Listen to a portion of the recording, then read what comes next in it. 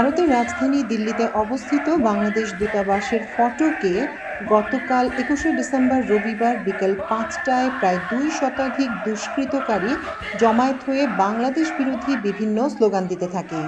এই নিয়ে পরপর ২ দিন দিল্লির বাংলাদেশ হাইকমিশন সংঘবদ্ধ দুষ্কৃতকারীদের হামলার শিকার হলো। বিশ্বস্ত সূত্রে জানা গেছে, এরা অখণ্ড হিন্দু রাষ্ট্র নামক উগ্র হিন্দুত্ববাদী সন্ত্রাসী সংগঠনের সদস্য। এই উগ্রবাদী সংগঠনের অন্যতম একটি ঘোষিত লক্ষ্য হল বাংলাদেশকে অখণ্ড ভারতের অঙ্গীভূত করা। এই ঘটনায় প্রাপ্ত ভিডিও ফুটেজে দেখা যায় যে ভারতীয় আইনশৃঙ্খলা রক্ষাকারী বাহিনী উপস্থিত দায়িত্বরত সদস্যরা এ সময় নিষ্ক্রিয় ভূমিকা পালন করেছে। এমনকি আইনশৃঙ্খলা বাহিনীর সদস্যদের কেউ কেউ সন্ত্রাসীদের উৎসাহ দিয়েছেন। পরপর ২ দিন দূতাবাসের সামনে এ ধরনের সন্ত্রাসী কর্মকাণ্ডের ফলে হাইকমিশনে অবস্থিত কর্মকর্তা এবং তাদের পরিবারবর্গের সদস্যরা গভীরভাবে ভীত এবং সন্ত্রস্ত হয়ে পড়েছেন।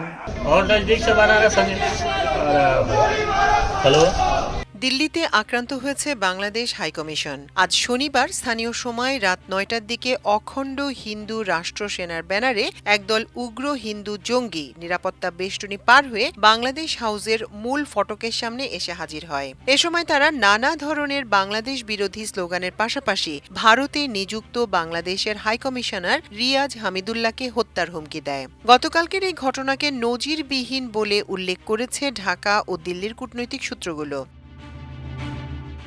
ঘটনা সম্পর্কে অবগত ঢাকা ও দিল্লির একাধিক কূটনৈতিক সূত্র আমার দেশকে জানিয়েছে, অখণ্ড হিন্দু রাষ্ট্র সেনার অন্তত ২০ থেকে ২৫ জনের একটি উগ্রবাদী দল ৪ থেকে ৫টি গাড়িতে করে সব নিরাপত্তা বেষ্টনী পার করে বাংলাদেশ হাউসের মূল ফটকের সামনে এসে হাজির হয়। এ সময় তারা নানা ধরনের বাংলাদেশ বিরোধী স্লোগান দিতে থাকে। তাদের কয়েকজন চিৎকার করে হাইকমিশনারের উদ্দেশ্যে বলতে থাকে, বান কারো, গোলি মারো সালোকো। নজিরবিহীন এ ঘটনা যখন ঘটছিল তখন বাংলাদেশ হাউসের নিরাপত্তায় নিয়োজিত আইন শৃঙ্খলা বাহিনীর সদস্যরা নীরবে দাঁড়িয়েছিল।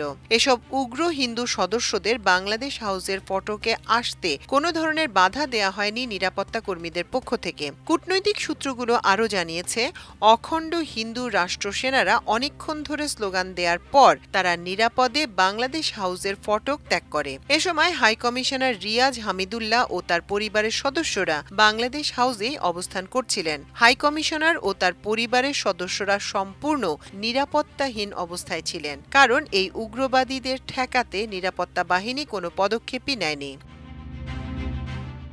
বাংলাদেশ হাইকমিশন আক্রান্তের ঘটনাকে অত্যন্ত গুরুত্বের সঙ্গে নিয়েছে অন্তর্বর্তী সরকার। সরকারের পক্ষ থেকে আনুষ্ঠানিক প্রতিক্রিয়া জানানোর পাশাপাশি বেশ কয়েকটি পদক্ষেপের কথা বিবেচনা করা হচ্ছে বলে সরকারের নীতি নির্ধারক সূত্রে জানা গেছে।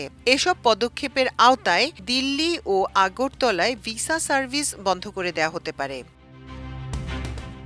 উল্লেখ্য, ২০০৪ সালের দিকে ৪ দলীয় জোট সরকারের সময় দুই দেশের সম্পর্কে অবনতি ঘটলে তখনও কিছু উগ্রবাদী হিন্দু বাংলাদেশ হাইকমিশনের দিকে বিক্ষোভ মিছিল নিয়ে ঢোকার চেষ্টা করে। তবে তখন হাইকমিশন থেকে বেশ কিছুটা দূরেই পুলিশ তাদের আটকে দেয়। এছাড়া গত বছরের অক্টোবরে আগরতলায় বাংলাদেশ উপ হাইকমিশনে উগ্রবাদী হিন্দুরা হামলা চালিয়ে রীতিমতো তছনছ করে।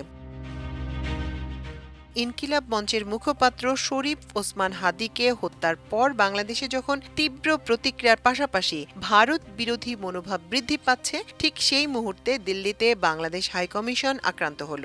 গত কয়েকদিন ধরে ঢাকা দিল্লি সম্পর্কে চরম উত্তেজনা বিরাজ করছে। দুই দেশের দূতকে পাল্টাপাল্টি তলব সহ সীমান্তে উত্তেজনা বৃদ্ধি পেয়েছে। গত ২ দিন আগে ভারতের সংসদীয় কমিটির পক্ষ থেকে বাংলাদেশের ব্যাপারে পদক্ষেপ নিতে মোদী সরকারের প্রতি আহ্বান জানানো হয়। সংসদীয় সরকারের কমিটির পক্ষ থেকে বলা হয়েছে, ১৯৭১ সালের পর থেকে বাংলাদেশ ইস্যুতে ভারত সবচেয়ে বড় চ্যালেঞ্জের মুখে পড়েছে এখন।